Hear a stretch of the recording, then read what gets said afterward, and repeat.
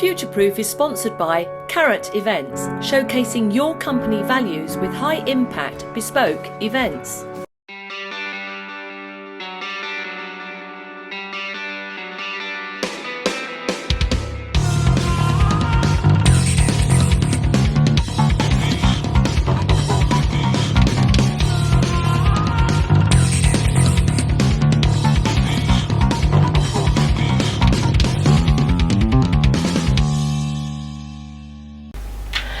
Hello and welcome back to Futureproof. You're watching Sarah Hopwood as I continue this very last programme in Series 3.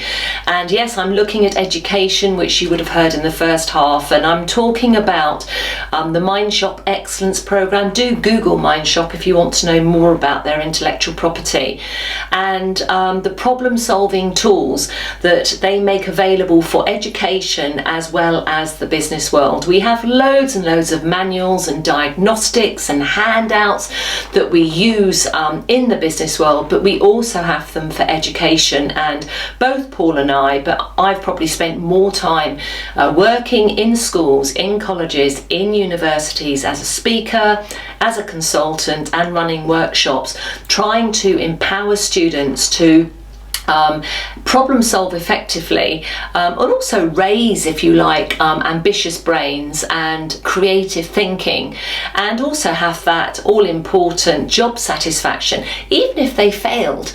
You know, our daughter, I've spoken about Catherine, who was in the company program when she carried out the Mindshop weeks training program going into education, but she actually went on to Oxford, to Oriel College, and studied maths, and she was a physics scholar, and she said, you know, the thing about maths is very, very often, or certainly with physics, you rarely actually get to a definitive final answer, and you just have to be happy with that. But the fun is actually working on it and exploring and looking at what the possible outcomes could be and getting as near as you can. The first thing I want to do, though, going into the second half, before I tell you about the exploding chicken I was talking about, is to just put up my website and to say there are resources that you can find on there, and you can download anything, you can email me and ask me for anything. All we want to do is help and support students as they strive to get the best, certainly out of their education. But in this lockdown, boy oh boy, is it challenging for them. It's challenging for you, their parents, and it's also challenging for education. There are many teachers bending over backwards doing all they can for their students. They're feeling for them, and also, you know, it's the pride in their own work that they've taken students thus far that they don't want to, if you like, leave them. And they're not being encouraged to, but I'm just saying everybody is rallying around doing what they can. So what we do in the Mindshop Excellence Programme is one way of delivering it is to Year 10s, and we immerse them in a business for a week. On the Monday, we go in and train them.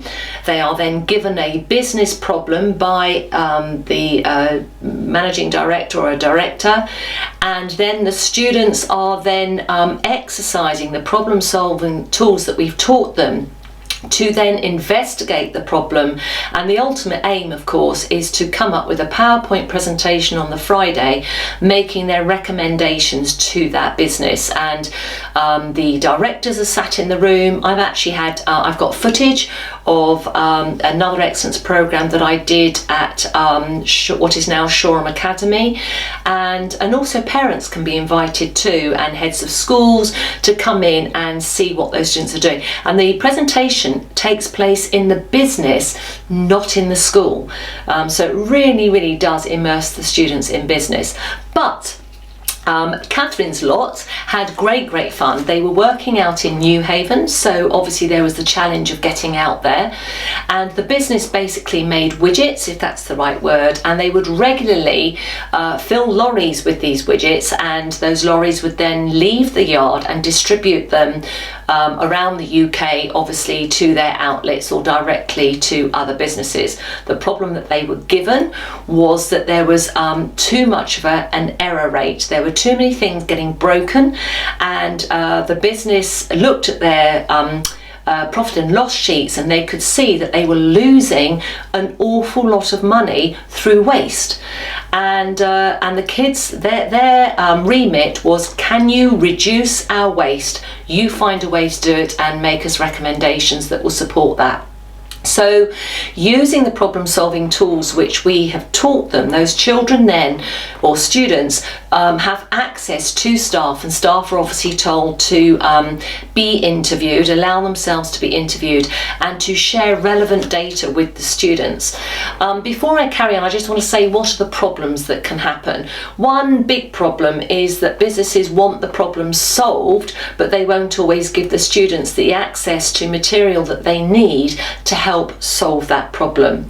The other is that students sometimes aren't motivated themselves, so the selection of students has to be done very, very carefully. I remember running one of these programs in Littlehampton, and it really was incredibly challenging.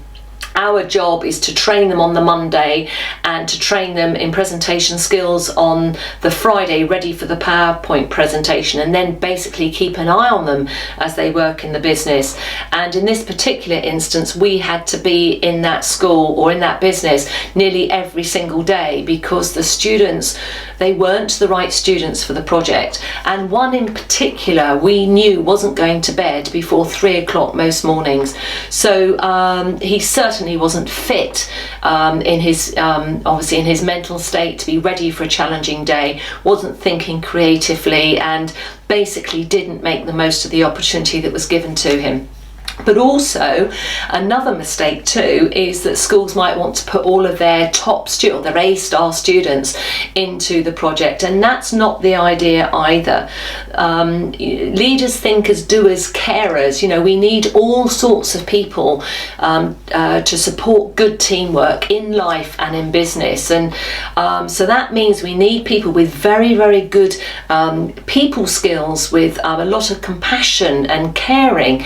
And it's not all about the academic abilities, it is about the motivation to get the project done. And you know, we know from other businesses that some have even stopped looking at A-star students because they just say, whilst they're good in one area, they're not so good in the other. And I'm not saying that either. I believe you can have aspects of all, a broad breadth of intelligence. Just look at Howard Gardner when he talks about numerical and auditory and linguistic and interpersonal and intrapersonal intelligence, aesthetics, kinesthetic, spiritual and moral. You know, there's a very broad range of intelligence. So anyway, what happened then, these kids, Catherine's group, gave a final presentation, and their final presentation basically said, we have looked at all of your numbers. Number one of the biggest problems you have causing damage to your goods is actually the layout of the yard, and they identified a particular bad drainage system where the lorries were actually bumping too much over, and all they did was actually put some hardboard or whatever it was. They just said basically if you cover it, so it remains a galley, if that's right, a gully, but you can cover it. But the other thing too was they said, and we've looked at all your numbers, and as you are ordering things on bulk, you're ordering them in the wrong sizes, because we've seen that if you order in a different size, then more of your orders divide exactly into a slightly different bulk measurement. And there was many more things that were said. The students had great fun. This particular place had a very nice room where they could they had a kitchen which had an oven. It happened to be a brand new one, so that's why there is the story of the chicken exploding, and they did all they could to clean that oven up so it was absolutely perfect, so no one would know that they'd had an exploding kitchen in chicken in there, but they had great fun. The MD absolutely loved it. The directors were impressed.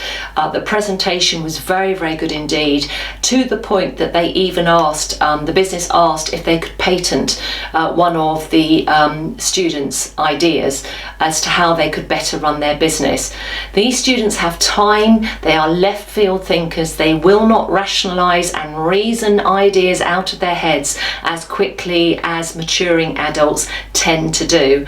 And that's that creative thinking that is all facilitated, if you like. It's all enables people to get that creative thinking, get that problem solving out from the heads and into a format that people can understand. So series 4 is going to be for education. The subtitle is going to be Equipping Young Adults for Life, and people have already offered to help me, and I look forward to you joining me as I launch series 4 very quickly. Thank you very much for watching, and have a great week. Keep safe and see you soon.